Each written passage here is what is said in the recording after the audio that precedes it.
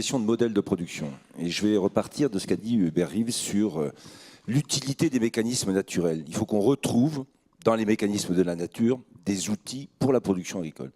Et il y en a un qui a été cité, c'est les vers de terre. 3 tonnes de vers de terre à l'hectare, ça vous remue 280 tonnes de terre. Ce qui fait qu'aujourd'hui, les agriculteurs se passent du labour en utilisant les vers de terre. Et alors, avec Michel Sapin et François Rebsamen, on a vérifié, ils ont fait une conférence sociale il y a plusieurs millions d'années, et ils sont d'accord pour travailler gratuitement. Et le MEDEF, on l'a vérifié aussi, n'était pas là. Donc pas de durée légale, pas de cotisation sociale, pas d'heures supplémentaires, ça travaille tout le temps. Et quand ils pointent, c'est parce qu'il faut des petites cabanes sur le sol, parce qu'en plus, ils redescendent de la matière organique. Donc ils enrichissent le sol. Principe, il y a des mécanismes dans la nature qui sont très utiles pour la production agricole. Ça vaut pour les phytosanitaires. C'est ce qu'on appelle les industries du biocontrôle. Comment on utilise des mécanismes naturels pour, avec des méthodes pour éviter le développement de parasites. Ou utiliser d'ailleurs des parasites, des prédateurs, des parasites.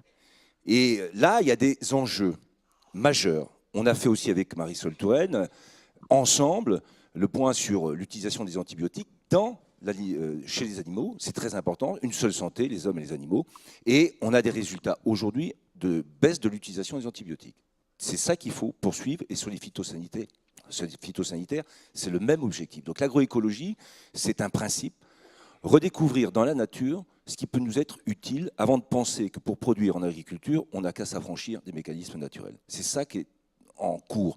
Je dis simplement une chose, c'est que comme c'est une mutation profonde, elle prendra un peu de temps. Je sais que dans les organisations non gouvernementales, France Nature Environnement, il faudrait qu'on aille plus vite, il faudrait qu'on mette plus de contraintes. Mais pour réussir au bout du compte cette mutation, je pense que c'est dans l'enseignement, c'est dans la recherche, c'est dans la réflexion des modèles de production, c'est dans les effets systémiques de ce qu'on met en place qu'on réussira au bout du compte à avoir un effet de levier, pour reprendre une belle formule économique, qui sera beaucoup plus efficace pour changer l'utilisation aujourd'hui et assurer cette mutation de la production agricole, tout en gardant comme objectif, je le dis aussi en tant que ministre de l'Agriculture, la production agricole. Parce que derrière, il y a l'alimentation, et le défi alimentaire, c'est quand même un défi majeur.